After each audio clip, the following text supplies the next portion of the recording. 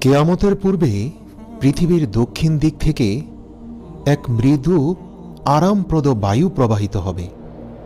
এই বায়ু প্রবাহের ফলে কাফের মুশরিকরা শান্তি পেলেও সকল ঈমানদারদের বুকে এবং বগলে মারাত্মক ব্যথা সৃষ্টি হবে।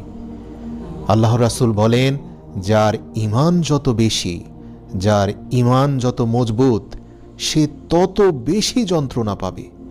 মানুষজন টিটকারি করবে, বিশেষ করে যারা কাফির মুশরিক, তারা বলবে, দেখো, ঈমানের কারণেই যন্ত্রণা পাচ্ছ।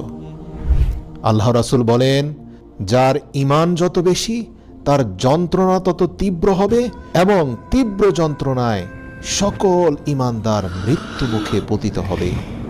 এই দৃশ্য দেখে কাফির মুশরিকরা হাসতে থাকবে, অথচ আল্লাহ তাআলা কিয়ামতের আযাব থেকে ঈমানদারদের রক্ষা